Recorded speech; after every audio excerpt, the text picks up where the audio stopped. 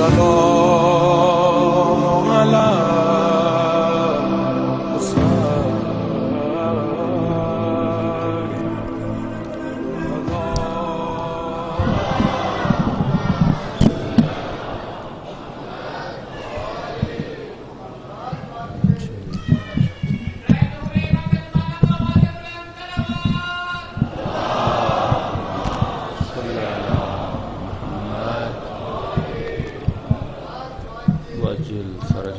اپنے مرحومین کو یاد کرتے ہوئے شہدائے ملت جعفریہ کو یاد کرتے ہوئے بانیان مجلس کے جتنے مرحومین ہیں، انجمن کے وہ اراکین جو آج یہاں پہ نہیں ہیں لیکن جن کی وجہ سے یہ پروگرامات ہو رہے ہیں، جنہوں نے مجالس عزا کی بنیاد رکھی، ان تمام مرحومین کو یاد کرتے ہوئے ایک مرتبہ سورۃ الفاتحہ۔ بسم اللہ الرحمن الرحیم الحمدللہ رب العالمین اهدنا الصراط المستقيم صراط الذين أنعمت عليهم بسم الله الرحمن الرحيم قل هو الله أحد ربنا تقبل منا إنك أنت السميع العليم صلوات پڑھے محمد وعلى محمد۔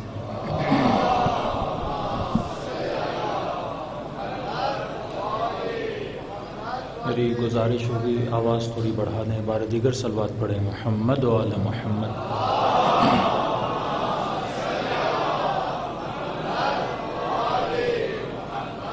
بسم اللہ الرحمن الرحیم۔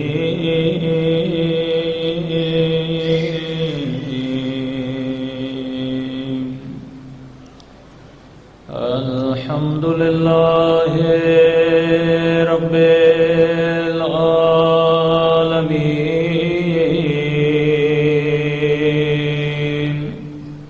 الحمد للہ کما هو اہلہ،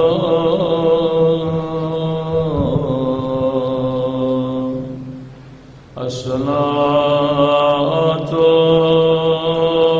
والسلام علی سید المرسلین وخاتم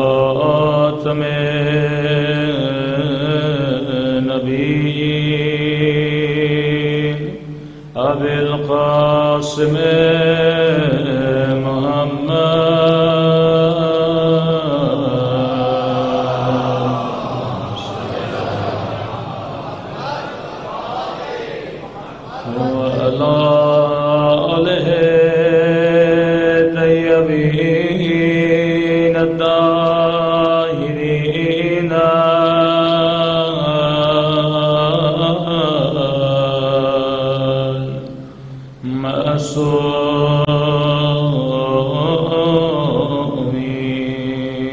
سب مل کے مولا کے ظہور کی دعا۔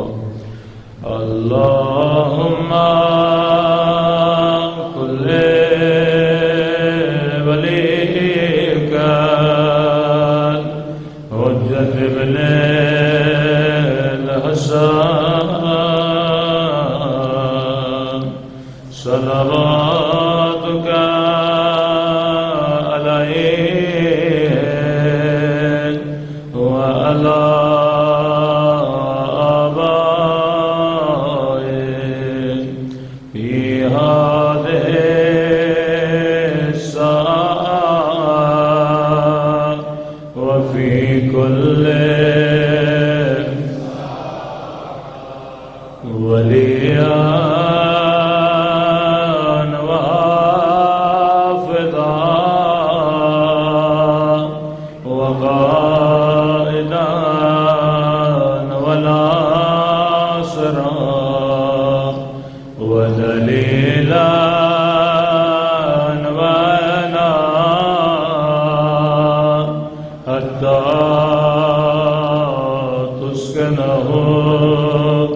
أرضك تهوى تمتعهم فيها طويلا برحمتك يا أرحم الراحمين صلوات پڑھیں محمد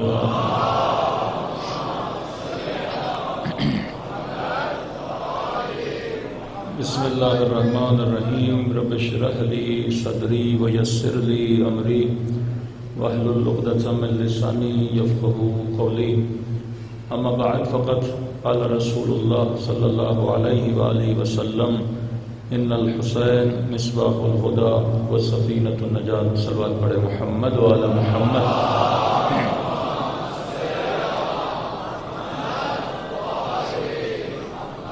دعا ہے پروردگار عالم ہم سب کی عبادتوں کو اپنی بارگاہ میں قبول فرمائے اور جس مقصد زندگی کی خاطر ان مجالس میں تشریف لائے خدا ان مقاصد میں بھی ہم سب کو کامیابیاں نصیب فرما دے۔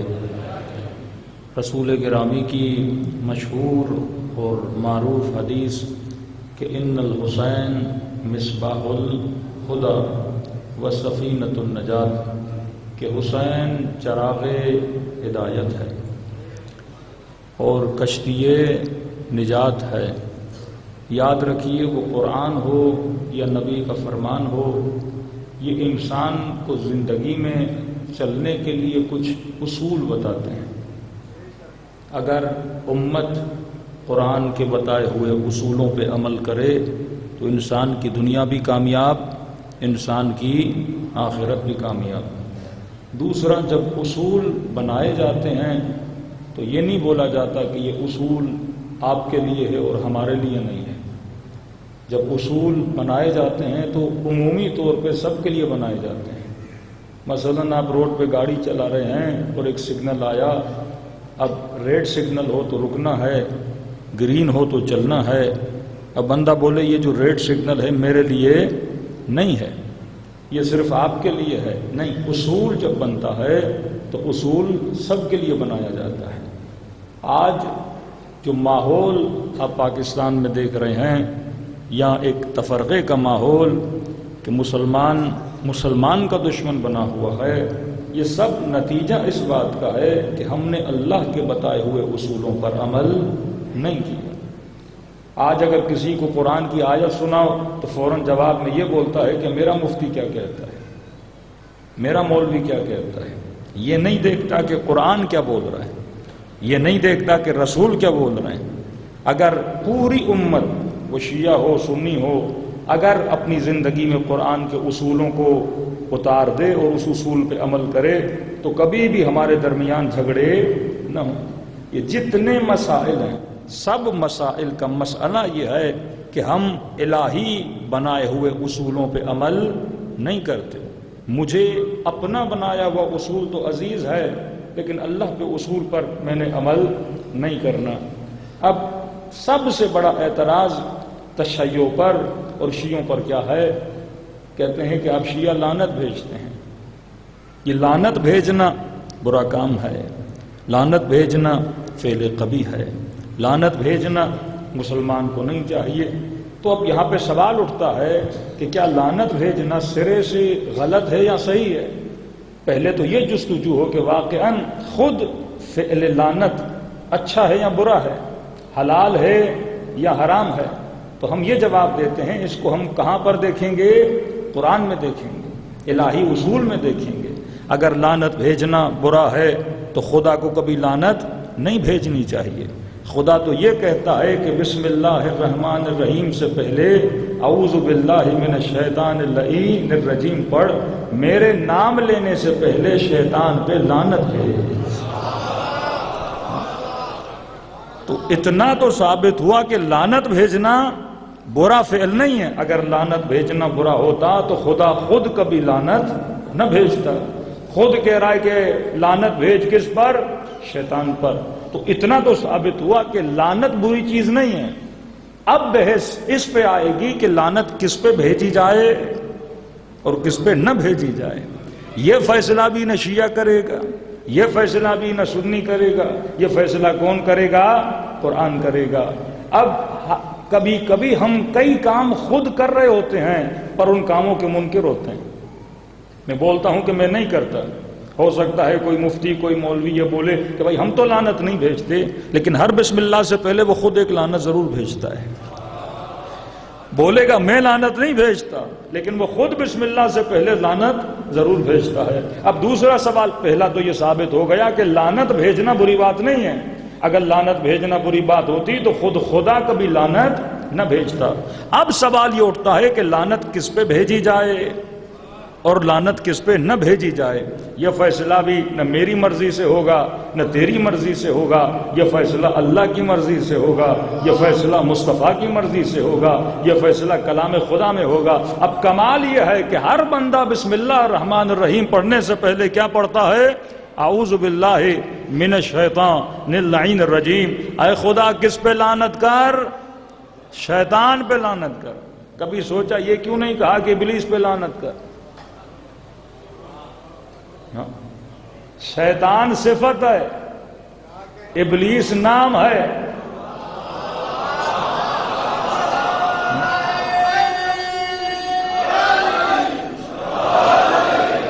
پھر گزارش ہوگی تھوڑی آواز بڑھا دیں۔ شیطان کیا ہے؟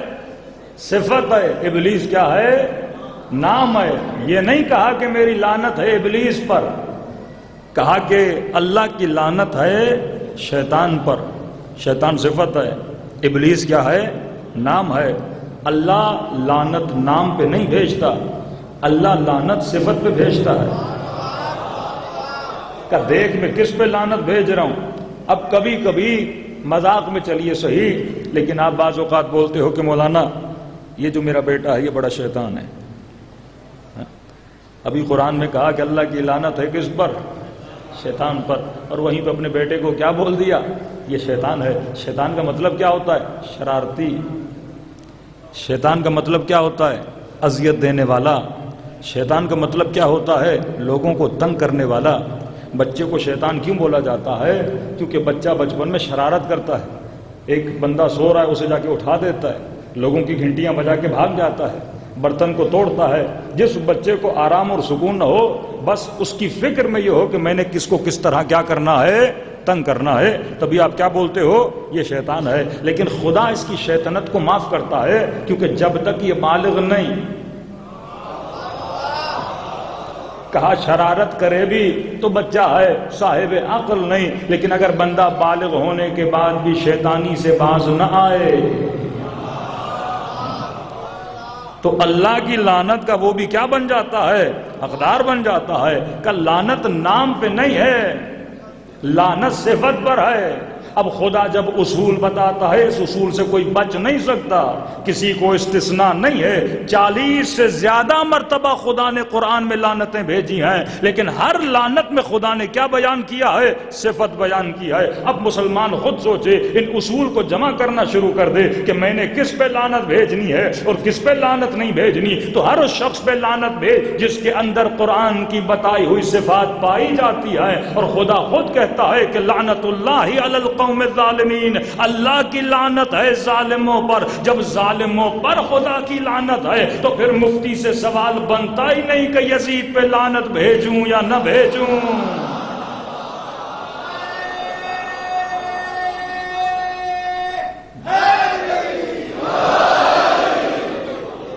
پھر تو سوال ہی نہیں بنتا کہ جناب یزید بھائی جب خدا کہہ رہا ہے لعنت ہے تو مفتی سے کیوں سوال کر رہا ہے؟ یہ مسلمان کی عقل ہے کہ میں نے قرآن کی نہیں سننی، میں نے مفتی کی سننی ہے۔ میں نے قرآن کی نہیں سننی، میں نے اپنے مرشد کی سننی ہے۔ میں نے قرآن کی نہیں سننی، میں نے اپنے مولوی کی سننی ہے۔ اصول کلی ہے، استثناء نہیں لایا۔ استثناء کس طرح؟ مثلا خدا قرآن میں کہتا ہے والعصر ان الانسان لفی خسر، قسم ہے مجھے وقت کی کہ سارے انسان کس میں ہیں؟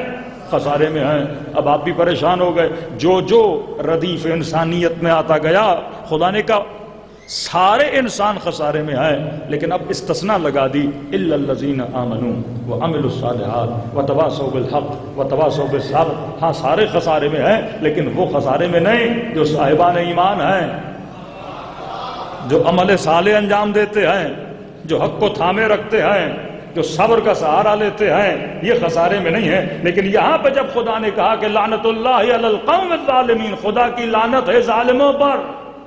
اب وہ ظالم کوئی بھی ہو، تو نے نام نہیں دیکھنا، تو نے اس کے وجود میں ظلم کی صفت کو دیکھنا ہے. اور میں نے کہا مفتی بھیجے نہ بھیجے، کچھ اللہ کے فارمولے ہیں. دیکھیے آپ کی باڈی ہے نا، اللہ نے اس کی پروگرامنگ کی ہے. بھوک لگے گی سگنل آئے گا، پیاس لگے گی سگنل آئے گا. اندر ایک پوری پروگرامنگ ہے. جس طرح موبائل چلاتے ہو، مثلا ٹچ موبائل ہے، آپ ایک بٹن کو دباتے ہو تو اس کے پیچھے پروگرامنگ ہے کہ جب یہ بٹن دبے تو والیوم آن ہو، جب یہ بٹن دبے تو والیوم ڈاؤن ہو. تو پیچھے اس کی کیا ہوتی ہے؟ پروگرامنگ ہوتی ہے. اسی طرح خدا نے انسان کے پیچھے کیا کی ہے؟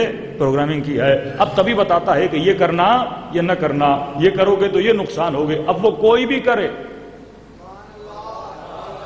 اب یہ تو نہیں کہ موبائل میرے ہاتھ میں ہو، بٹن دباؤں تو والیوم اپ ہو، لیکن پرائم منسٹر دبائے تو اپ نہ ہو. پروگرامنگ تو پروگرامنگ ہے، کوئی بھی دبائے گا عمل وہی ہوگا جو اس کے پیچھے اللہ نے پروگرامنگ کی ہے. تو خدا نے لعنت کے پیچھے بھی ایک پروگرامنگ کی ہوئی ہے. اللہ کو لعنت کو بولنے کی ضرورت نہیں ہے، اس کے پیچھے ایک پروگرامنگ ہے. اللہ نے بتا دیا ہے کہ جو جو ظلم کا بٹن دبائے تو اس پہ برستی رہے. اب کوئی بھی بندہ ظلم کرے اللہ کی لعنت اس پہ آتی ہے، وہ چاہے کل کا یزید ہو چاہے آج کا یزید ہو. لیکن عجوبے بڑے ہیں. اب یہ مجھے نہیں پتا، واقعاً پوری دنیا آپ دیکھ لیں، مسلمانوں میں اتنے فرقے کسی ملک میں شاید ہوں جتنے پاکستان میں، شاید ہوں. یعنی ایک عجیب غریب سچویشن ہے. ہر دوسرا بندہ مرشد، ہر دوسرا بندہ پیر، کوئی پھونک والا بابا، کوئی فلاں پانی والا بابا، کوئی پتہ نہیں کیا. بھیڑ لگی ہوئی ہے لوگوں کی، کیونکہ معاشرے میں جب جہالت زیادہ ہوتی ہے، کہتے ہیں نا اندھوں میں کانا بادشاہ ہو جاتا ہے. جب پورا معاشرہ اندھا ہو تو چھوٹے چھوٹے کانے بھی کیا بن جاتے ہیں؟ بادشاہ بن جاتے ہیں.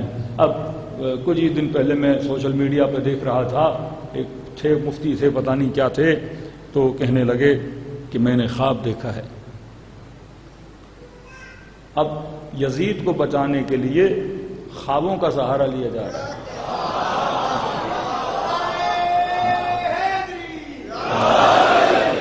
حدیث نہیں، قرآن کی آیت نہیں، نبی کا فرمان نہیں، سیدھا میں نے خواب دیکھا ہے. خواب میں کیا دیکھا ہے؟ کہ خواب میں یزید کو دیکھا ہے. میں نے کہا کتنا خوش نصیب ہے یہ بندہ، اس کے خواب میں بھی یزید آ رہا ہے. کوئی بولتا میں نے فلاں صحابی کو دیکھا، میں نے نبی کو دیکھا، میں نے ولی کو دیکھا، میں نے فلاں کو دیکھا، نہیں، سیدھا اس کے خواب میں یزید آیا ہے. اور کہتا میں نے پوچھا کہ جناب یزید کیا آپ نے امام حسین کو قتل کیا تھا؟ یعنی اتنا اندھا ہے، تاریخ پڑھی بھی ہے، لیکن پھر بھی یزید سے سوال کر رہا ہے کہ آپ نے حضرت حسین کو شہید کیا تھا؟ کہ یزید نے کہا نہیں. میں نے کہا کتنا بدبخت ہے، لوگ مرنے کے بعد تو جھوٹ نہ بولے نا. یہ مرنے کے بعد بھی خواب میں اس کے ساتھ کیا بول رہا ہے؟ جھوٹ بول رہا ہے. ایک قرآن کی آیت ہے نا، خدا جب جہنمیوں سے پوچھے گا نا یہ تم نے کیا تھا، کہیں گے نہیں. تو کسی نے معصوم سے پوچھا مولا کیا مرنے کے بعد بھی لوگ جھوٹ بولتے ہیں؟ امام نے کہا جو جہنمی ہوتا ہے نا وہ یہاں بھی جھوٹ بولتا ہے تو وہاں بھی جھوٹ بولتا ہے. یہ دلیل ہے کہ جھوٹ بول رہا ہے کہ یہ بندہ جنت میں نہیں ہے، جہنم میں ہے. کہ اچھا پھر خدا نے آپ کے معاملے کو اور حضرت حسین کے معاملے کو کیا کیا؟ کہ اللہ نے رفع دفع کر دیا. کبھی آپ کہاں پر ہو؟ کہ میں جنت میں ہوں. میں نے کہا مفتی صاحب تو اپنے خواب میں یزید کو جنت میں بھیج سکتا ہے، حقیقت میں تو جنت میں نہیں بھیج سکتا.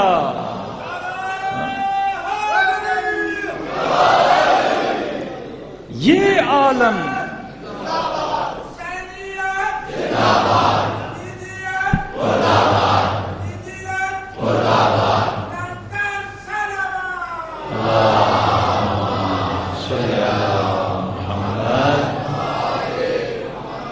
جب دین خوابوں پہ چلنے لگے جو بندہ بولے میں نے خواب دیکھا ہے، میں نے کہا سب سے پہلے یہ بتا تجھے یقین کیسے آیا یہ یزید ہے؟ اب ہر بندہ بولے کہ میں نے خواب دیکھا ہے، حابیل کو میں نے خواب میں دیکھا، قابیل کو میں نے خواب میں دیکھا، اور جس کو جو من میں آئے وہ کیا کر دے، اسے جہنم میں بھیج دے۔ اب آپ کی کسی سے بنتی نہیں، مثلا آپ نے اسے پیسے دیے ہیں، جناب پیسے واپس نہیں دے رہے، بولو کل میں نے خواب دیکھا ہے تو جہنم میں جل رہا تھا، اور میں نے تجھ سے پوچھا کیوں؟ کیونکہ میں نے تیرے پیسے نہیں دیے۔ ہاں؟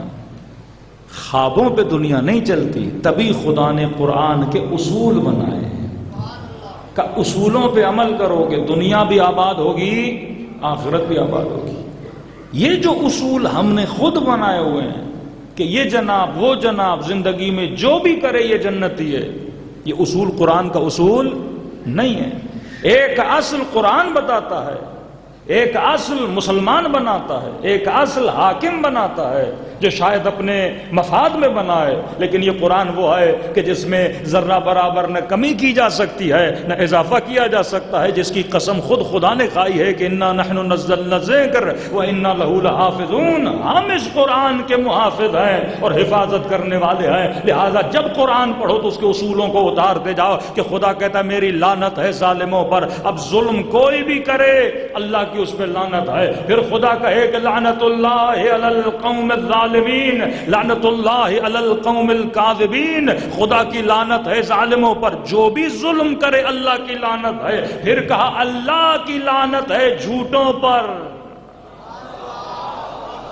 اب جو بھی جھوٹ بولے گا اس پہ کیا ہوگی؟ اللہ کی لعنت ہوگی۔ اب تصور کرو جو علی پہ جھوٹ باندھے، جو نبی پہ جھوٹ باندھے، جو حسن پہ جھوٹ باندھے، آپ بولو نہیں اس جھوٹے پہ نہیں ہے، باقی سارے جھوٹوں پر ہے۔ ایک اہل سنت کا جوان تھا، مجلسوں میں آتا تھا، کہنے لگا مولانا ایک بات آپ کی بڑی کلک کی ہے مجھ سے۔ میں نے کہا کون سی؟ میں نے کسی مجلس میں کہا تھا، میں نے کہا اتنے بڑے بڑے گناہ ہوئے تاریخ میں، قتل ہوئے، مال لوٹا گیا، مسلمانوں میں فتنے پھیلائے گئے، اور مسلمان بولے کہ نہیں یہ معاملہ اللہ کا ہے، اللہ کی مرضی، جسے چاہے جنت میں ڈالے جسے چاہے جہنم میں ڈالے، قاتل بھی رضی اللہ، مقتول بھی رضی اللہ۔ تو یہ جوان کہنے لگا مولانا جب یہ باتیں میں سنتا تھا تو میں سوچتا تھا جن کے اتنے بڑے بڑے گناہ اللہ معاف کر دے گا تو میرے چھوٹے گناہوں کا خدا کیا کرے گا؟ یہ ایک طرح سے امید گناہ پیدا ہوتی ہے۔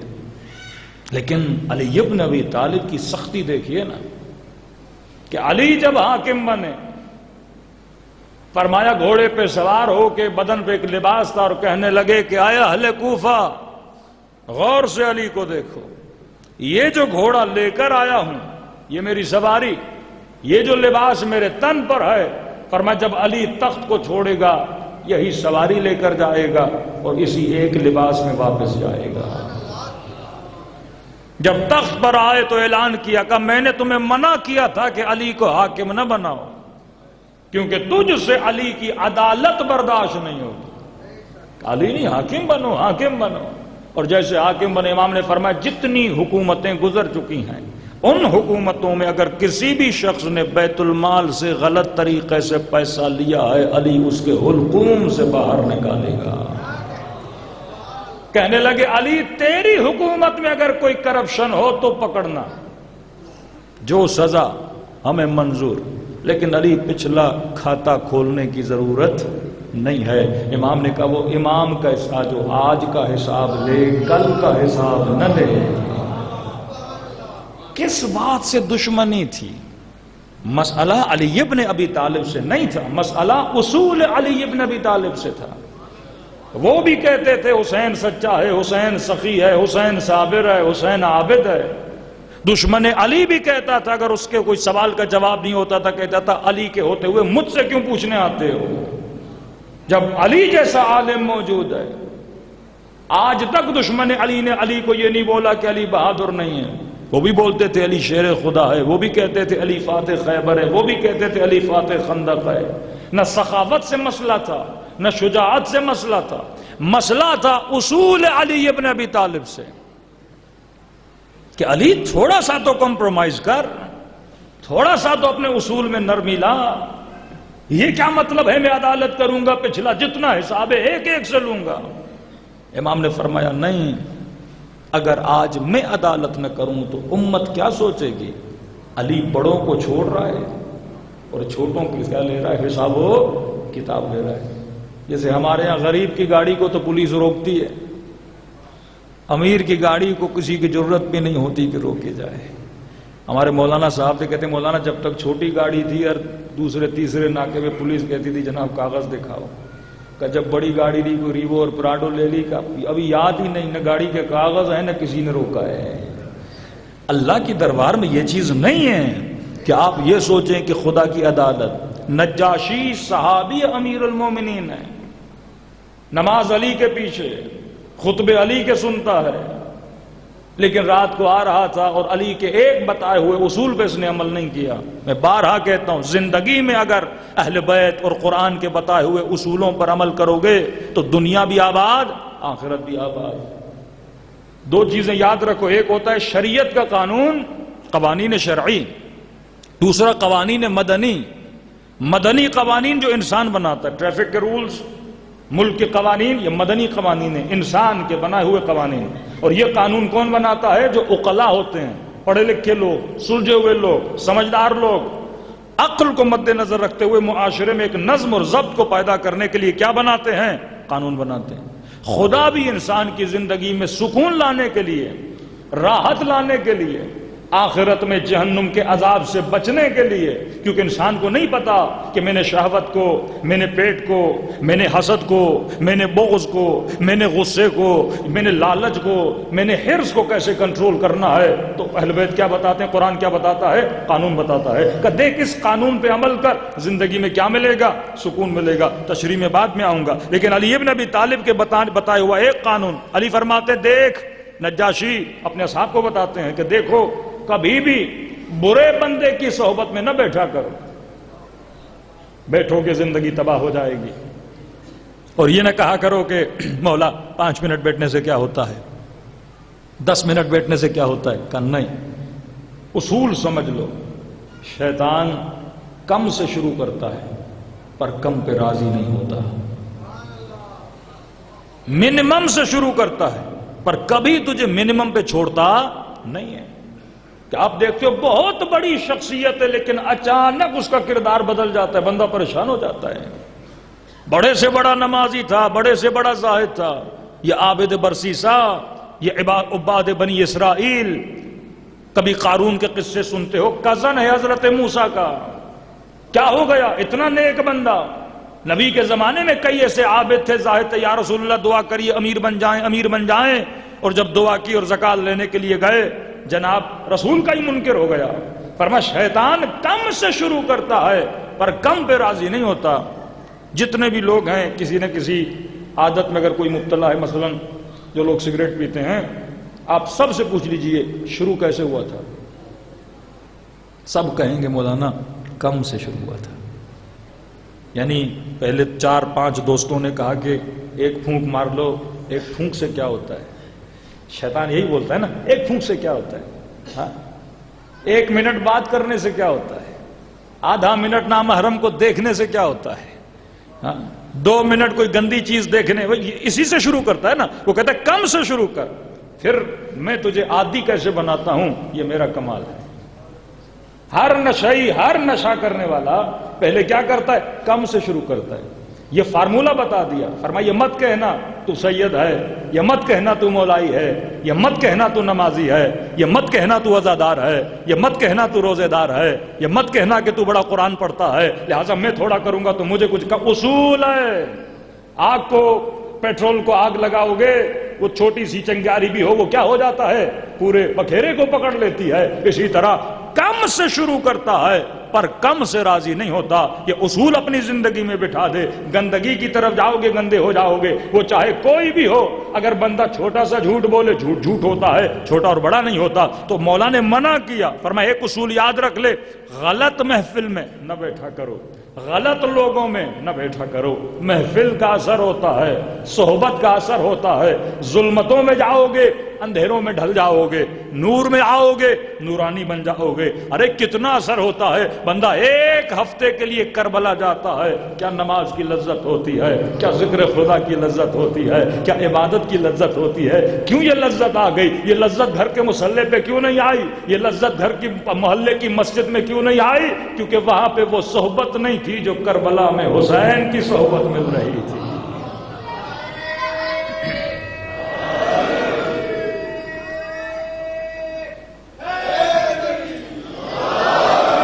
صحبت کا اثر ہوتا ہے۔ نجاشی کو امیر المومنین، ایک لوگ دشمن کیوں بنتے ہیں؟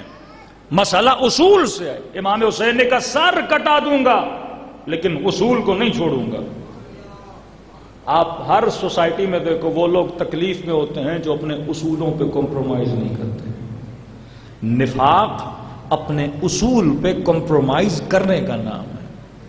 وہ لوگ مارے جاتے ہیں جو اصولوں پہ کمپرومائز نہیں کرتے۔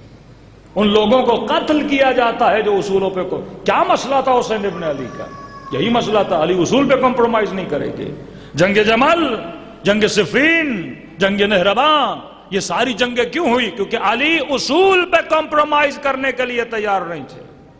اور معصوم فرماتے اگر لوگوں کا ساتھ ہو تو کب کا علی معاشرے میں بہتری کو لا چکے ہوتے، لیکن اگر لوگ ہی اصولوں کے پکے نہ ہو، جنگ پہ چلنا ہے علی گرمی ہے، جنگ پہ چلنا ہے علی سردی ہے، کہ تم کیسے مجاہد ہو کہ سردی سے ڈرتے ہو، گرمی سے ڈرتے ہو، اتنے بہانے کرتے ہو۔ علی اللہ کے حضور میں تم سب کی شکایت کرے گا کہ خدایا میں حق کے لیے بلا رہا تھا لیکن لبیک کہنے والا کوئی نہیں تھا۔ تو مسئلہ اصول زندگی امیر المؤمنین کا ہے کہ لوگ اصولوں کو پسند نہیں کرتے، کہتے فوراً اپنی زندگی میں تبدیلی لاؤ، فوراً اپنے اصولوں سے واپس آ جاؤ۔ تو علی نے ایک اصول بنایا تھا، فرمایا نجاشی اور میرے صحابیوں یاد رکھنا کبھی بھی غلط محفل میں نہ جانا، کیونکہ غلط محفل، غلط سنگت، غلط دوستی، غلط ماحول تجھے غلط بنا دیتا ہے۔ اور یہ نجاشی رات کا پہر تھا، علی کی مسجد میں نماز پڑھنے کے لیے جانے لگا تو رات کے راستے میں دو دوست اس کے ساتھ ملے، پرانے یار تھے، پرانے دوست تھے۔ علی کی محفل کی وجہ سے ان سے بہت دور ہو چکا تھا۔ دوستوں نے کہا چل ڈیلی مسجد جاتا ہے، ارے ہمیں ٹائم کیوں نہیں دیتا؟ اس نے کہا نہیں مجھے جلدی ہے، شاید مولا کوئی خطبہ دے رہے ہوں، شاید خیرات علم اور متاع بانٹ رہے ہوں۔ کہتے نہیں 10-15 منٹ چل جا، ہماری محفل میں بیٹھ جا۔ اس نے اصول توڑا جو علی نے بولا تھا، جو خدا نے بولا تھا، جو رسول نے بولا تھا، غلط محفل میں نہ جاؤ۔ شیطان کم سے شروع کرتا ہے پر کم پہ راضی نہیں ہوتا۔ دوستوں کی محفل میں گیا، اس کے دونوں دوست شرابی تھے، جام پہ جام پیے جا رہے ہیں۔ اور بندہ اگر پچھلی زندگی میں کوئی نشہ کر چکا ہو، ایک مومن تھے ان کا بائی پاس ہوا، کہتے مولانا 4 سال ہو گئے میں نے اب سگریٹ کو ہاتھ نہیں لگایا، لیکن یہ ضرور ہے سامنے کوئی سگریٹ ہی بیٹھ جائے تو 1-2 پی لیتا ہوں۔ کہ ویسے تو کنٹرول ہو جاتا ہے لیکن اگر کوئی سامنے آ جائے مولانا پھر میرے سے کیا نہیں ہوتا، کنٹرول نہیں ہوتا۔ تو جو عادت بندے میں ہو نا، بھلے وہ اس نے عادت چھوڑ دی ہو، لیکن پھر ایسے بندے کے ساتھ بیٹھے جس کے اندر عادت ہے تو بندہ پھر پلٹ کے اس گناہ کی طرف کیا ہو جاتا ہے، آگے بڑھنے لگتا ہے۔ نجاشی کو کہا تھوڑا پی لے، تھوڑے میں کیا ہوتا ہے؟ علی نے منع کیا تھا غلط محفل میں نہ جانا۔ یہ اس کی چال ہی یہی ہے کہ یہ کم سے شروع کرتا ہے، کم پہ راضی نہیں ہوتا۔ اس نے تھوڑا پیا اور پیتے پیتے مست ہوا، پیتا گیا اور نشے کی عالم میں گلی میں آیا، مسجد کے قریب آیا۔ لوگوں نے دیکھا بندہ مست ہے، منہ سے شراب کی بدبو آ رہی ہے، اس کو پکڑ کے مسجد میں لے آئے۔ امیر المؤمنین، تیری محفل میں بیٹھنے والا، مسجد میں نماز پڑھنے والا آج نشے کے عالم میں ہے۔ علی کو دکھ ہوا۔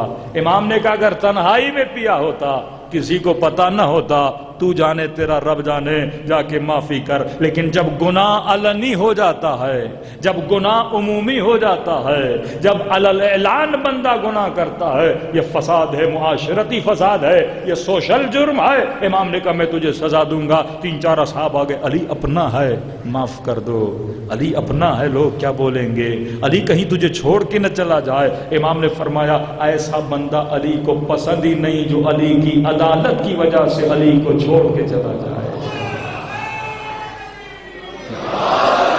ابتداء خلقت بشر سے حابیل اور قابیل کا مسئلہ کیا تھا؟ اللہ کے اصول کو ماننے کے لیے تیار نہیں تھا۔ شیطان اور ملائکوں کا کردار کیا تھا؟ جو خدا کہتا گیا ملائک مانتے گئے۔ یہ ضرور اللہ سے سوال کیا، اللہ نے جواب دیا، مطمئن ہو گئے، لیکن شیطان کا مسئلہ کیا تھا؟ کہتا تھا اللہ کنڈیشن پہ تیری مانوں گا، ویسے نہیں مانوں گا۔ آج یہ جو کنڈیشن امت لگاتی ہے کہ یہ ہے تو مانیں گے، یہ ہے تو یہ نہیں مانیں گے، یہ کنڈیشن شیطان نے، تبھی وہ شیطان بنا، تبھی وہ ابلیس بنا، تبھی وہ دشمن خدا بنا کہ علی کہیں تجھے چھوڑ کے نہ چلا جائے۔ امام نے فرمایا نہیں، لوگ کیا بولیں گے؟ علی اپنوں کو سزا نہیں دیتے، غیروں کو سزا دیتے ہیں۔ اسی وقت علی نے اس کو 100 کوڑے لگائے۔ جب صبح ہوئی اسے پتا چلا کہ نشے کی حالت میں تھا اور علی نے کوڑے لگائے۔ کسی نے بولا ارے علی معاف بھی کرنے پہ آتا، کر دیتا، 6-7 لوگ تھے نا، کس کو پتا لگنا تھا کہ سزا ملی کہ نہ ملی؟ علی نے کوڑے مار کے پورے شہر کو بتا دیا ہے کہ کل تو نے شراب پی تھی۔ علی کی عدالت کو برداشت نہ کیا اس نے، اور فوراً اس نے علی کو چھوڑا اور شام والے کے لشکر کا سپاہی بن گیا۔ کس کی وجہ سے؟ عدالت علی کی وجہ سے۔ لیکن دوسری طرف رنگ کا کالا ہے، غلام تھا۔ علی مسجد میں بیٹھے ہیں، آیا امیر المومنین کے پاس، یہ معرفت والے شیعہ، یہ وہ جو اصول اہل بیت پہ عمل کرنے والے لوگ، کہنے لگا علی میں نے چوری کی ہے۔ امام نے کہا دیکھ، جا کے اس بندے سے معافی مانگ، رفع دفع کر معاملے کو۔ دوبارہ کہا علی چوری کی ہے۔ امام نے کہا جا معاملے کو رفع دفع کر۔ تیسری بار اقرار کیا تو علی شریعت کا پابند ہے، علی اصولوں کا پابند ہے، علی تجھے سزا دے گا۔ کہ علی جھوٹ نہیں بول رہا، میں نے چوری کی ہے۔ بس 3 بار اقرار ہوا۔ امام نے کہا اس کے ہاتھوں کی انگلیاں آگے لاؤ، حد شرعی جاری کرو، امیر المؤمنین ہے۔ اب پورا شہر جانتا تھا یہ حبشی غلام وہ تھا جو بھرے بازاروں میں علی کے قصیدے پڑھا کرتا تھا، سمجھو قصیدہ خان امیر المؤمنین تھا۔ لیکن علی نے اپنی تلوار سے جب اس کی انگلیاں کاٹ دیں، آنکھوں سے اس کے آنسو بھی بہ رہے تھے، ہاتھوں سے خون بھی جاری تھا، کٹی ہوئی انگلیوں کو اپنے زخمی ہاتھوں میں رکھ کر جب بازار سے گزرنے لگا تو کسی منافق کی نگاہ پڑی، منافق نے اسے تنگ کرنا شروع کر دیا کہ ارے تو علی کے قصیدے پڑھتا تھا، علی نے تیری ہی انگلیاں کاٹ دی۔ جب اس نے دیکھا نا یہ مجھے علی سے دور کرنا چاہتا ہے، اس نے کٹی ہوئی انگلیاں ہاتھ میں اٹھا کے پھر سے علی کا قصیدہ پڑھنا شروع کر دیا۔ کہا میں اس علی کا ماننے والا ہوں جس کی عدالت کا یہ عالم ہے کہ وہ یہ نہیں دیکھتا گناہ کرنے والا اپنا ہے یا غیر ہے، وہ خدا کے حکم کو نافذ کرتا ہے۔ ارے کبھی دیکھا دنیا نے ایسا حاکم، کبھی دیکھا دنیا نے ایسا حکمراں جو یہ تفریق نہیں کرتا کہ اپنا و غیر ہے؟ اس نے میری انگلیاں کاٹی ہیں، جو باب مدینۃ العلم ہے، جو شوہر بطول ہے، جو بابا حسنین ہے، جس کے لیے رسول نے کہا انت منی بمنزلۃ ہارون من موسیٰ۔ علی کی فضیلت میں قصیدے پڑھنے لگا۔ منافق پریشان ہوا، ارے میں تو اس کو علی سے جدا کرنا چاہتا تھا، یہ اوپر سے بازار میں اور علی کے قصیدے پڑھنا شروع ہو گیا۔ پھر دوڑا دوڑا علی کے پاس آیا، علی یہ تم نے کیا کیا؟ امام نے کہا کیا کیا؟ کہ جو تیرے قصیدے پڑھتا تھا تم نے اس کی انگلیاں کاٹ دی۔ امام نے کہا اس نے جرم کیا تھا۔ پھر کہنے لگا علی انگلیاں ہاتھ میں رکھ کے تجھ سے جدا نہیں ہوا، جس طرح دنیا نے تجھے چھوڑ دیا، لیکن یہ پھر بھی تیرے قصیدے پڑھ رہا ہے۔ یہاں پہ سن کے علی کو بھی تعجب ہوا۔ حسن کو کہا اٹھ حسن، ہاتی امک الاسود، جا اپنے کالے چچا کو لے کر آ۔ نسبت بنائی علی نے اس سے، نسبت بھائی والی بنائی کہ یہ ہے نا کہ علی کی سزا کے بعد بھی، علی کے اصول کو سننے کے بعد بھی علی کو نہیں چھوڑ رہا۔ امام حسن اس کالے کو لے کر آئے اور جیسے علی کی خدمت میں آیا زار و قطار رو رہا تھا، کیونکہ لوگوں نے اسے تانے بڑے دیے تھے کہ علی نے تجھے سزا دی ہے، پھر بھی علی کے قصیدے پڑھ رہا ہے۔ امام نے کہا وائے حق، کیا سن رہا ہوں کہ میں نے تیری انگلیاں کاٹی اور میرے ہی فضائل پڑھ رہا ہے؟ ارے جن کو علی نے سزا دی وہ علی کو چھوڑ کے چلے گئے، تو کیسا ہے کہ سزا کے بعد بھی علی کے دامن کو نہیں چھوڑ رہا؟ کہنے لگا مولا واللہ لو قطعت عربا عربا، خدا کی قسم ہے اگر جسم کے ٹکڑے ٹکڑے بھی کر دو میں تجھے نہیں چھوڑوں گا۔ کہنے لگے کیوں؟ فرمایا مولا کیونکہ قد خالط حبک لحمی و دمی، کیونکہ تیری محبت کو خدا نے میرے خون اور گوشت میں ملا دیا۔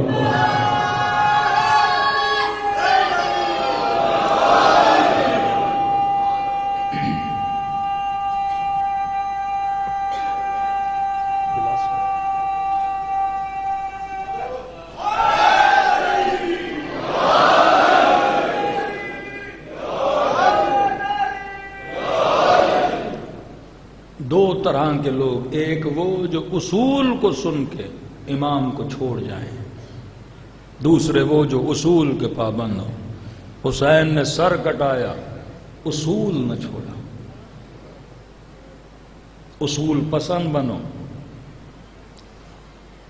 جس ملک میں سیاست میں منافقت ہو، لوگوں میں منافقت ہو، اس معاشرے میں بگاڑ پیدا ہوتا ہے۔ معاشرہ چاہے کفار کا کیوں نہ ہو پر اصول ہوں، اصول۔ انگلینڈ کا پرائم منسٹر ریزائن کر جاتا ہے، کس بات پہ؟ اصول بنا کرونا کے دنوں میں کہ سوشل گیدرنگ جرم ہے۔ پرائم منسٹر ہوتے ہوئے زیادہ نہیں، ایک فیملی کی سوشل گیدرنگ تھی یا دوستوں کی، 20-25 لوگوں میں یہ چلا گیا، فوٹیج لیک ہو گئی۔ تو سب سے پہلے سزا کس کو ملتی ہے؟ جس کی ذمہ داری زیادہ ہے۔ جب یہ بولتے ہو نا وَالسَّابِقُونَ السَّابِقُونَ أُولَئِكَ الْمُقَرَّبُونَ، جو جتنا نبی سے قریب ہوگا اس کی ذمہ داری اتنی زیادہ ہوگی۔ اگر وہ نیکی کرے گا تو اجر بھی زیادہ، لیکن اگر وہ برائی کرے گا سزا بھی اتنی زیادہ ہوتی ہے۔ پرائم منسٹر ہے لیکن اس نے رول توڑا، اصول توڑا، قانون توڑا۔ غیرت مند معاشرے تھے نا، اصولوں پہ چلنے والے معاشرے، فوراً کیا کیا؟ ریزائن کیا۔ ہاں، لیکن یہاں روڈ بنی نہیں اور ان کے پیسے لوگ کھا جائیں، کرپشن کی بھرمار ہو لیکن کوئی اصول نہ ہو۔ قرآن کی ایک آیت سن لی، یہ چھوٹے چھوٹے اصول آپ قرآن سے نکالیے، معاشرے کیوں تباہ ہوتے ہیں؟ کوئی جادو کی چھڑی نہیں کہ آپ سنتے ہیں ویسٹرن ورلڈ ترقی کر رہا ہے یا انڈیا ترقی کر رہا ہے یا عرب کنٹریز مثلا ترقی کر رہی ہیں۔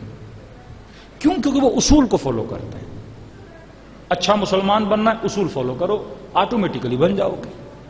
جہنم اور جنت ایک پراپر پروگرامنگ کا نام ہے۔ یہ عمل کرو گے جنت ہے، یہ عمل کرو گے جہنم ہے۔ اصول خدا نے بنایا ہوا سب کے لیے سیم ہے۔ اب ایک زہر پڑا ہوا ہے، بندہ کہے کہ علی والا کھائے گا تو اثر نہیں ہوگا، دوسرا کھائے گا تو اثر ہوگا، کہتا نہیں، زہر سب کے لیے کیا ہے؟ زہر ہے۔ باڈی میں نے سب کو سیم دی ہے۔ امام بھی اگر زہر کھائے تو زہر کیا کرتا ہے؟ اثر کرتا ہے۔ جسم خدا نے سب کو دیا ہے، اصول ہے ایک۔ اب یہ نہیں کہ پانی مثلا شمر پیے گا تو اس کی پیاس نہیں بجھے گی، علی والا پیے گا تو پیاس نہیں، پانی کی ذات میں ہے پیاس بجھانا، کوئی بھی پیے، یہ اللہ کا اصول ہے۔ اسی طرح خدا کی رحمت اصولوں کے مطابق آتی ہے۔ اس رحمت خدا میں بھی شعور ہے کہ میں کس کے اوپر آؤں اور کس کے اوپر نہ ہوں۔ خدا کی لعنت میں بھی شعور ہے، وہ بھی دیکھتی ہے کہ میں نے کس کے اوپر اترنا ہے، کس کے اوپر نہیں اترنا۔ قرآن کا چھوٹا سا جملہ ہے کہ قصاص میں اللہ نے حیات رکھی ہے، قصاص حیات۔ قصاص میں کیا ہے؟ حیات۔ قصاص کسے بولتے ہیں؟ مجرم کو جو سزا ملتی ہے اسے قصاص بولتے ہیں۔ بندے نے قتل کیا، القتل بالقاتل، قتل کی سزا کیا ہے؟ قتل ہے۔ چور کی سزا کیا ہے؟ مثلا انگلیاں کاٹی جائیں۔ کسی نے عزت لوٹی، اس کی سزا کیا ہے؟ اسلام کہتے اتنی سزا دو۔ کسی نے زنا کی، یہ سزا دو۔ کسی نے فساد مالی کیا ہے، کرپشن کی، اس کی یہ سزا ہے۔ اللہ کہتا ہے سزا میں نے کیا رکھی ہے؟ حیات رکھی ہے۔ جن معاشروں میں پروپر سزائیں دی جاتی ہیں ان معاشروں میں پھر گناہ نہیں ہوتا۔ یہ اللہ کا اصول ہے۔ اب معاشرہ مسلمانوں کا ہو لیکن اللہ کے اصولوں پہ عمل نہ کرے تو معاشرہ بدبختی میں چلا جاتا ہے۔ دوسروں کو چھوڑ دو، کم از کم اپنے گھروں میں تو اصول اہل بیت کو کیا کرو؟ نافذ کرو۔ آؤ کربلا کو دیکھو۔ کربلا کشتی حسین کا نام ہے۔ یہاں پہ بھی اصل ہے۔ اصل کیا ہے؟ کربلا میں ادب ہے، کربلا میں حیا ہے، کربلا میں عفت ہے، کربلا میں وہ رکے جو امام شناس تھے، کربلا میں وہ رکے جن میں اپنے امام زمانہ کی کیا تھی؟ اطاعت تھی۔ ملتا ہے 2 محرم کو شیمر نے حکم دیا کہ خیمے نہر کے کنارے سے ہٹائے جائیں۔ کہ نہیں ہٹاؤ گے میں خیموں پہ حملہ کروں گا، خود اکھاڑوں گا۔ لشکر حسین جیسے سنانا شروع کی یہ دھمکی دی، عباس نے اپنی تلوار سے خط کہ اگر کسی میں جرت ہے تو خط کو پار کر دے۔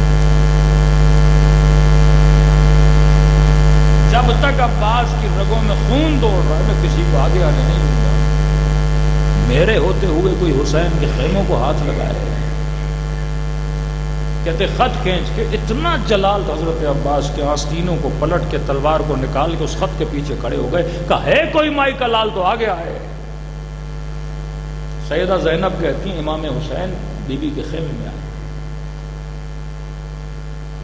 سمجھو کہ کربلا کیا ہے، کربلا اصول کا نام ہے۔ اتنے امام زادے ہیں، کسی امام زادے کا مقام تم نے دیکھا یا عباس اتنا بڑا ہو؟ مندہ کربلا جاتا ہے دور سے 2 روزے نظر آتے ہیں، قطعاً نہیں لگتا کہ ایک امام کا ہے اور ایک غیر امام کا، دور سے ایسے لگتا ہے دونوں اماموں کے روزے ہیں۔ اتنی فضیلت کے مولا حسین کہیں کہ میری زیارت سے پہلے عباس کے روزے کی زیارت کیا کرو۔ ارے بھائی تو اور بھی تھے نا حسین کے، 4 بھائی تھے نا عباس۔ اتنی فضیلت حضرت، اصلاً اتنی فضیلت جناب معصومہ کی، اتنی فضیلت جناب عبدالعزیز حسنی کی، اتنی فضیلت امام زادے احمد کی۔ یہ 4 امام زادے ایسے ہیں جن کی زیارت کا ثواب امام کی زیارت کے ثواب کے برابر ہے۔ کیوں اتنا مقام ملتا ہے امام زادوں کو؟ قم کے عالم کے خواب میں آئے، فرمایا اگر فاطمہ کی قبر کی زیارت کا ثواب لینا ہے تو ہماری معصومہ کی قبر کی زیارت کرو، حسین کی قبر کا ثواب لینا ہے تو عبدالعزیز حسنی کی شہر رے میں قبر کی زیارت کرو۔ اتنا مقام کیوں بلند ہوتا ہے؟ یہ جادو کی چھڑی نہیں ہے، ان لوگوں کے اصولوں کی پابندی۔ خیمے میں آئے، بہن زینب سنا ہے عباس نے خط کھینچی ہے،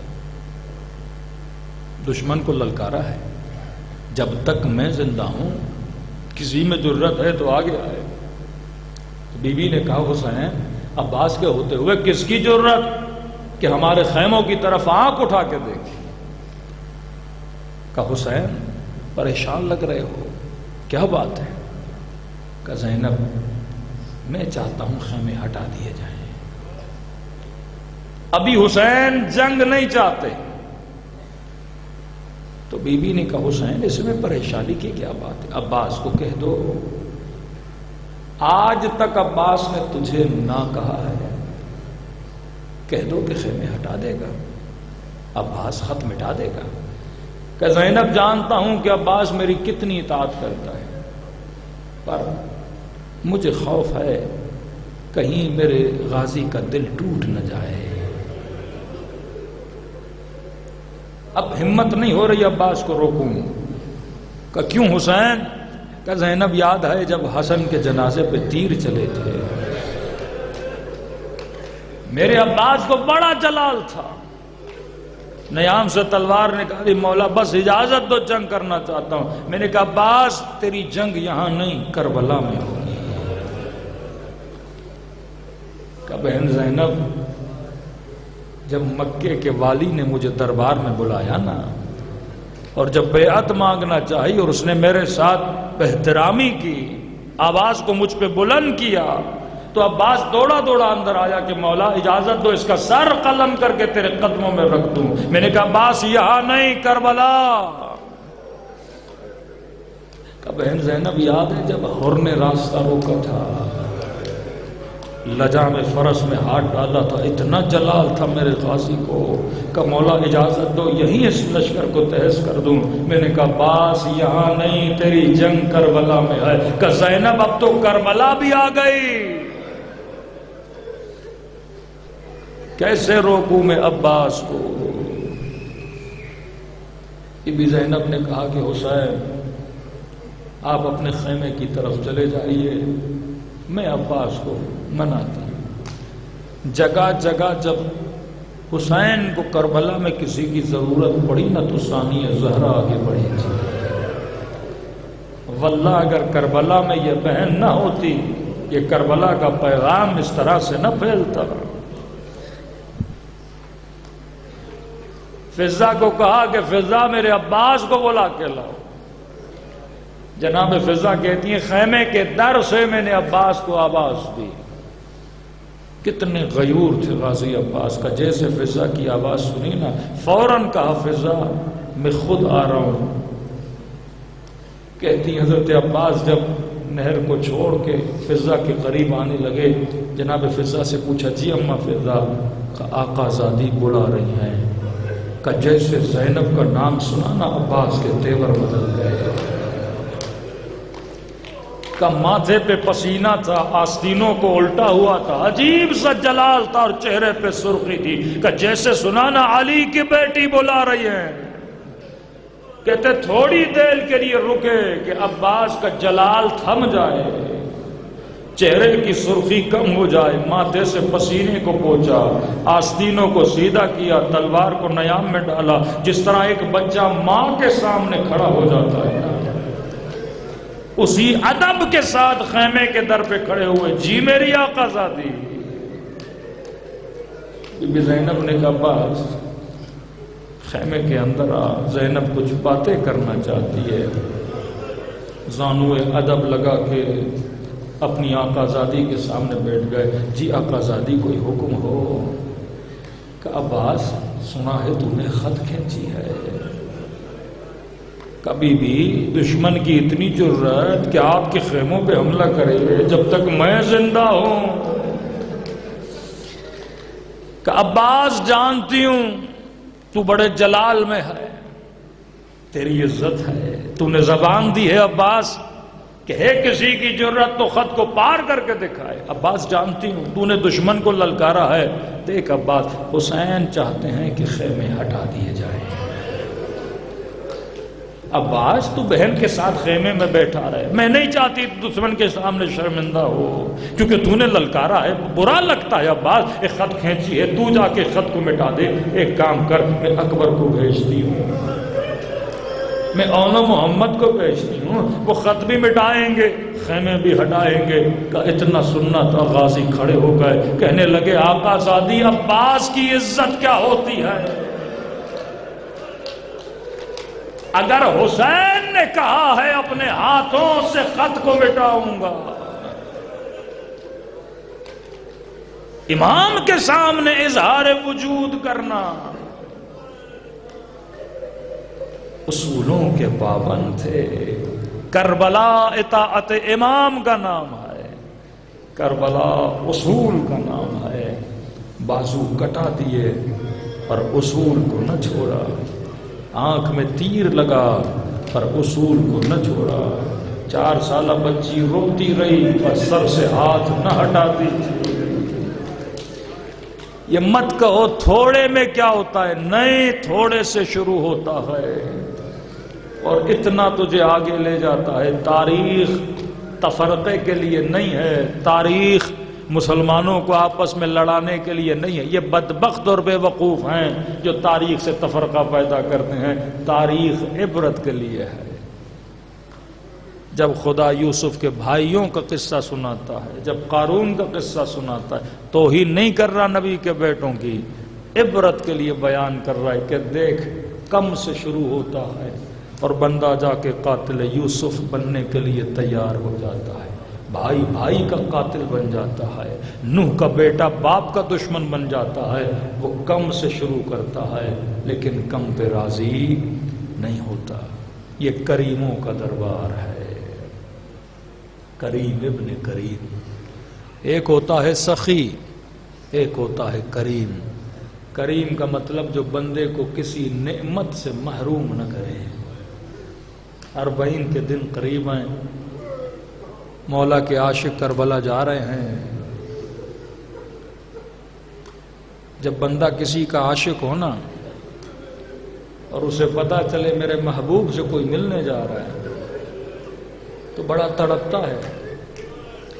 مولا کا بوڑھا عاشق تھا، دیکھا لوگ بسوں میں بیٹھ بیٹھ کے کربلا جا رہے ہیں، تڑپنے لگا، رونے لگا، گھر گیا مصلی پہ بیٹھ کے امام حسین سے اس نے شکایت کی، کہنے لگا مولا حسین کیا تیری زیارت صرف امیروں کے لیے ہے؟ کیا تو غریبوں کا مولا نہیں ہے؟ کیا غریبوں کا دل نہیں ہے؟ مولا مر جاؤں گا، منکر و نکیر نہیں کہیں گے بدبخت اتنے سال دنیا میں رہا، حسین کی زیارت کا ایک ثواب بھی لے کے نہیں آیا۔ رو کے اس کی آنکھ لگ گئی، خواب کے عالم میں حسین کی زیارت ہوئی۔ فرمایا وہ کربلا پہنچے نہیں ہیں حسین، ان سے پہلے تیرے خواب میں اپنی زیارت تجھے کرانے آیا ہے۔ یہ نہ کہنا کہ ہم کریم نہیں ہیں۔ اے بوڑھے، اگر ہو سکے کم از کم بھی زندگی میں ایک بار حسین کی زیارت کو ضرور آنا، کیونکہ مرنے کے بعد اس کے ثواب کو دیکھ کے پچھتاؤ گے۔ آغا گلپایگانی بیٹے کو، بیٹے نے کہا بابا ایک دن واپسی ہو نا دنیا میں کون سا کام کرو گے؟ کہ امام رضا کی زیارت کو جاؤں گا۔ کہ بابا وہ کیوں؟ کہ جتنی مرتبہ میں ان کی زیارت کے لیے گیا نا، ہر زیارت کے بدلے میں 3 مرتبہ مجھے دیکھنے کے لیے آئے۔ فرمایا ایک بار ضرور آنا۔ لیکن کہے میرے بوڑھے عاشق، اگر غربت کی وجہ سے، بیماری کی وجہ سے کربلا آ نہیں سکتے تو یہ مت کہو کہ ہم نے تجھے محروم کیا ہے۔ جب کبھی دل تڑپے نا حسین کی زیارت کے لیے، مجھ حسین کو خلوص دل سے ایک بار سلام کیا کرو۔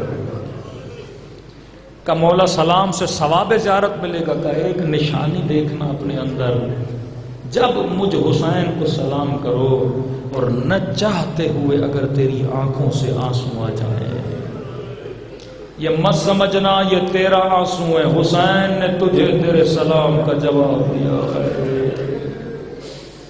دلوں کو کربلا لے کر چلے، جنہیں سلام آتا ہے میرے ساتھ پڑھیں،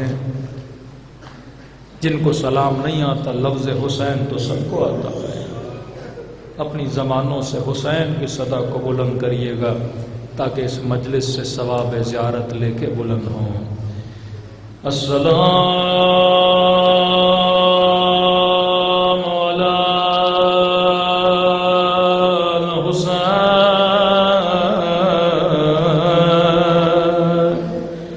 وعلی علی ابن الحسین وعلی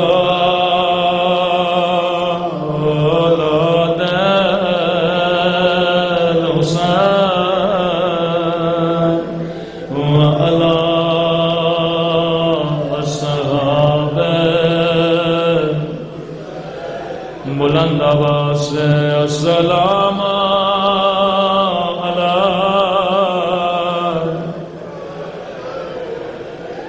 وعلی علی ابن الحسین وعلی اولاد الحسین وعلی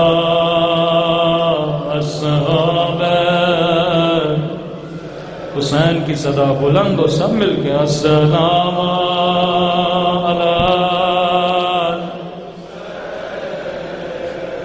وعلی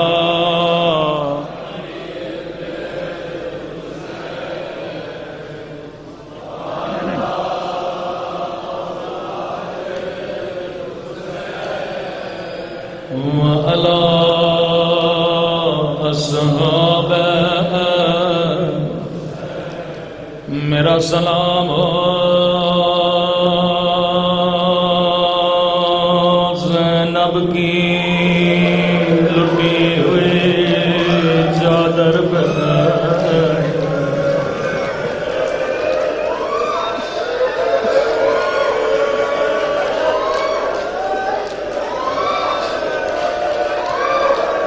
اللہ کسی غیرت مند کو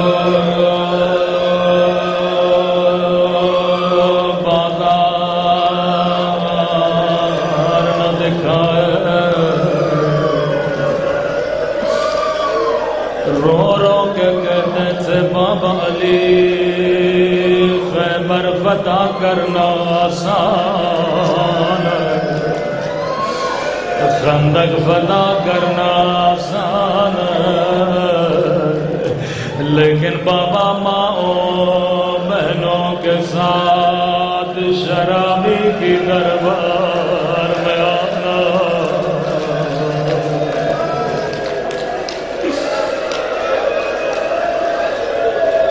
میں قربان امام زین العابدین کی مظلومیت پر۔ آپ نے زندگی میں ہر ذاکر کے مصائب سنے ہوں گے، لیکن علماء فرماتے ہیں اگر امام زمانہ کے ساتھ رونا چاہتے ہو تو رات کے اندھیروں میں زیارت ناہیہ پڑھا کرو۔ زیارت ناہیہ امام زمانہ کا نوحہ ہے۔ آواز تھوڑی بڑھا دیں، یہ کسی ذاکر کا نوحہ نہیں، سنیں گے اپنے جد کو کیسے سلام کرتے ہیں۔ ایک ایک جملہ حجت خدا کا جملہ ہے۔ عجیب بات یہ ہے جب مصیبت کا ذکر کرتے ہیں تو مظلوم کا نام نہیں لیتے ہیں، بس مصیبت بتاتے ہیں تاکہ تیرا ذہن خود سمجھے کہ مولا کس مظلوم کو سلام کر رہے ہیں۔ فرمایا میرا سلام ان ننھے سے رخسار ہو گئے،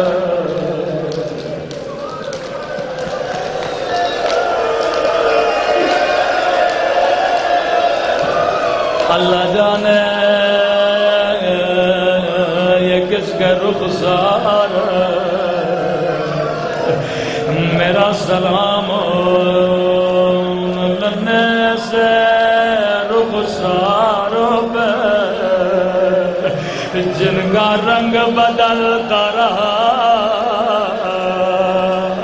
یہ نہیں کا رنگ بدل گیا بلکہ بدلتا رہا۔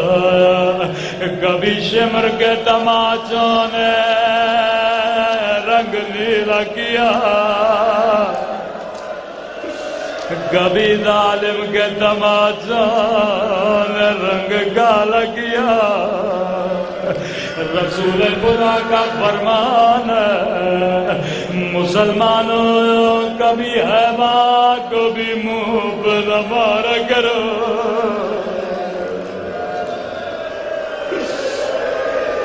انہوں نے نبی کی نواسیوں کو تماچے مارے۔ راوی کہتا ہے زندان شام تھا جب سکینہ کی گودی میں بابا کا کٹا ہوا سر آیا، رو رو کے کہنے لگی میرے غریب الوطن بابا،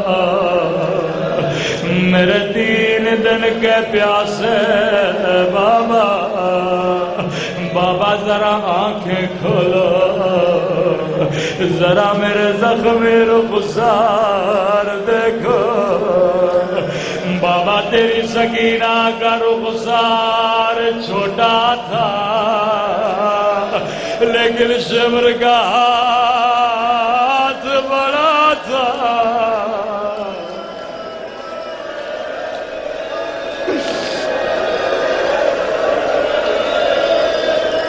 ایک مومن کہنے لگا مولانا میں پہلے بھی سکینہ پہ روتا تھا پر اب زیادہ روتا ہوں۔ میں نے کہا کیا وجہ ہے؟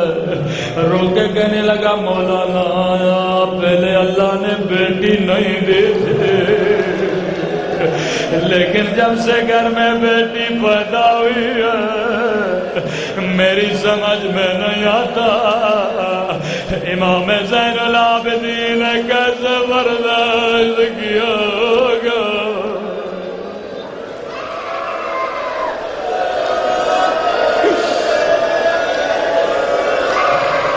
میرا سلام ننھے سے رخساروں پہ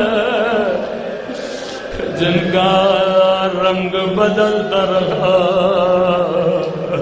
اگلا سلام سے بھی درد بھرا سلام ہے. فرمایا میرا سلام ان زخمی کلاریوں پہ جنہیں رسیوں سے باندھا گیا تھا.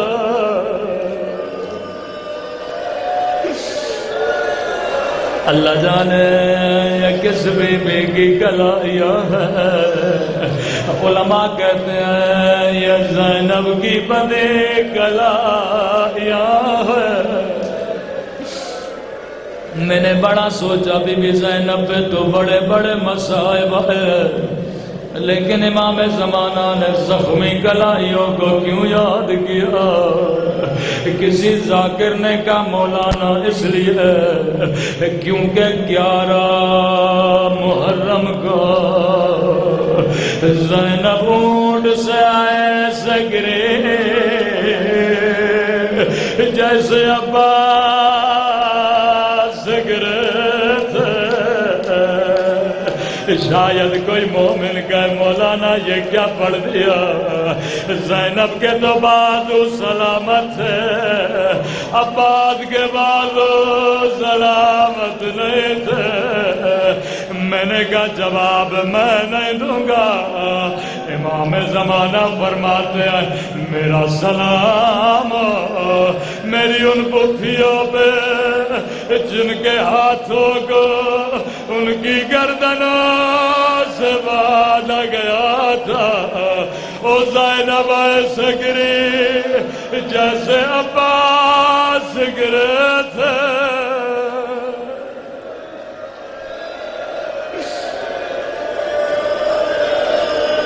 میرا سلام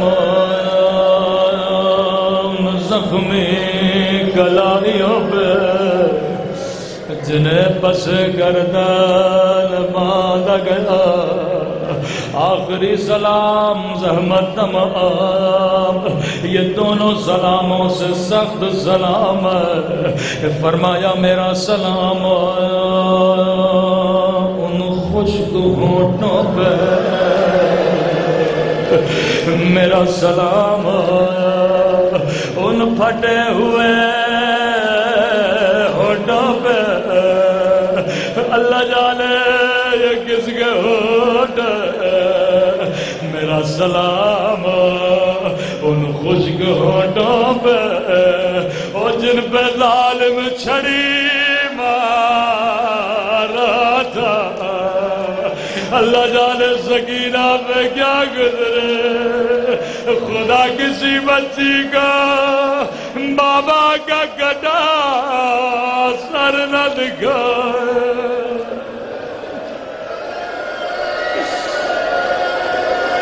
لعنت اللہ علی القوم الظالمین. پروردگارہ تجھے حسین کے زخمی ہونٹوں کا واسطہ، جو گناہ ان زبانوں سے کیے انہیں معاف فرما. تجھے زینب کے بندھے ہوئے ہاتھوں کا واسطہ، آج کی رات جو ہاتھ تیری دربار میں اٹھے ان کی دعاؤں کو رد نہ کرنا.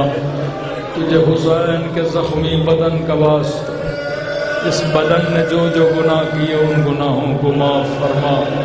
تجھے سکینہ کے زخمی کانوں کا واسطہ، تجھے سکینہ کے زخمی رخساروں کا واسطہ، ہمارے مولا اور آقا امام زمانہ کا ظہور فرما. جو مانگا نہیں مانگا خزانے قدرت سے نصیب فرما. ربنا تقبل منا انک انت السمیع الدعاء. بس